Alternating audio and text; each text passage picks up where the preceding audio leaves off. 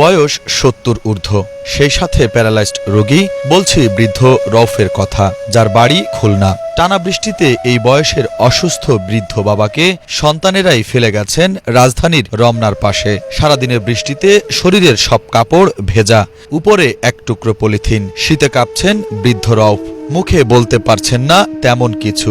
বারবার ছেলে ইব্রাহিম ও মেয়ে তাসলিমার নাম ধরে ডাকছেন। বলতে পারি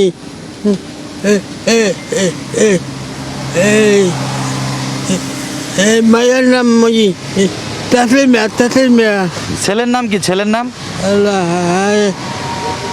আল্লাহ ছেলের নাম ইব্রাহিম।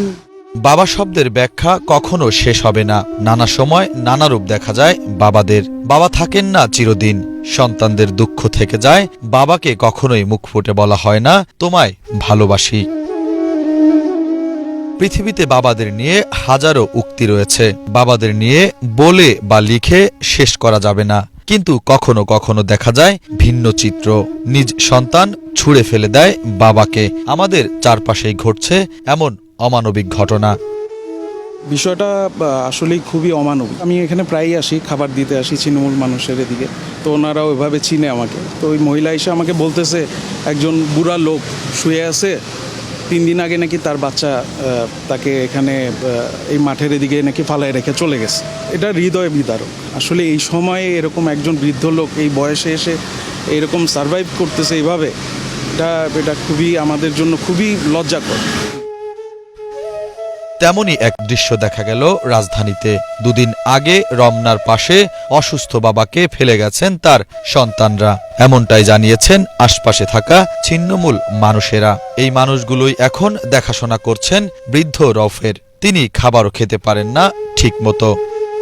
মানুষের কাছ থেকে আমি শুনছি যে ওনার ছেলে নাকি এই গাছের গোড়ায় বসায় রেখে গেছে।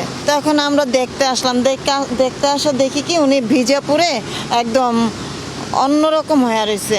তখন আমরা মানুষের থেকে কাপড় চাইয়াই না ওনাকে বস্ত্র দান করার ব্যবস্থা করলাম। আর ওনাকে আমরা কাপড় চোপড় পরাইয়া, গা গোসল করাইয়া, ওনাকে রুটি কলা খাওয়াইয়া আমরা এই পর্যন্ত তাকে এখানে রাখছি। তারপরে গতকাল রাত্রে এখানে কিছু রিক্সাওয়ালা আর কিছু অন্য মানুষেরাও কিছু পলিথিন টুকায় টাকায় আইনা তাকে এখানে একটা অবস্থান করে দেওয়া হয়েছে যেন উনি বৃষ্টিতে না ভিজে। ভিতরে থেকে টয়লেটে আসে দেখে এখানে প্রচুর ভিড়। তখন কি ব্যাপার, কেউ আবার অ্যাক্সিডেন্ট হইল নি? এখন না, উনি এখানে বসা, অনেকজনে অনেক কথা জিজ্ঞাসাবাদ করতেছে, দেশের বাড়ি কোথায়, ছেলে মেয়ে কোথায়, অনেকে জিজ্ঞাসা করতেছে। তো উনি যা বলার আপনাদের তো বললো, ওরমই বলছে। পরে আসলে মনে করেন গন্ধে কেউ দাঁড়ে সহজে ভিড়তে চায় না। পরে আমাদের এক বড় ভাই শাহবাগ ডিউটি করে, মানে ফুল বিক্রি করে, উনি দেখার পরে মনে করেন কাপড় চোপড় বা আমরা কাপড় চোপড় আইনে দিছি। উনি গাও গোসল ধরে নিয়ে গোসল মোসল করাইয়া এই কাপড় পিন দেয়। আর আমরা কেউ রুটি দেই, কেউ এক কাপ চা দেয় না, সিগারেট লেগে কান্দে, এরম সিগারেট। বাবা হলেন বটগাছ, যে নিজে পড়ে সন্তানদের ছায়া দেন। কখনো মুখ ফুটে কিছু বলেন না। বাড়ি কোথায় আপনার? আমার বাড়ি খুলনা। কোথায়? কইয়া এটা কোন উপজেলা? থানার নাম কি? কোথায় তো এখানে রেখে গেছে কে? কোথায় না রাখছে আপনি ছিলেন কোথায় আগে? কোথায় না, আগে ছিলেন কোথায়? আগে ছিলাম না। ছেলে মেয়ে কয়জন আছে? ছেলে মেয়ে না, হ্যাঁ 2 ছেলে 2 মাইয়া। আপনার ছেলে মেয়েরা কি ঢাকায় থাকে না বাড়িতে? বাড়িতে আছে। এই মায়ের নাম তাসলিমা। তসলিমা থাকে কোথায়? কইয়ার বাজার। খুলনা কোয়ের বাজার? নয়, ছেলের নাম ইব্রাহিম। ইব্রাহিম। নয়, বয়স কত? বয়স বয়স 80 বছর। 80?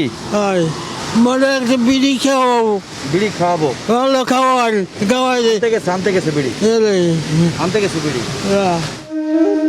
কথায় আছে, বাবার ঋণ কখনো শোধ করতে যেও না, কারণ সাগরের জল ছেঁচে কখনো শেষ করা যায় না। তাই সবসময় একটা কাজ করে যেও, সেই ছোট্টবেলা থেকে বাবা তোমাকে যেভাবে আগলে রেখেছে, তুমি বড় হলে তাকে সেভাবেই আগলে রেখো। নিয়তি কখন কাকে কোথায় নিয়ে আসে, এটা একমাত্র যিনি সৃষ্টি করেছেন তিনিই বলতে পারেন।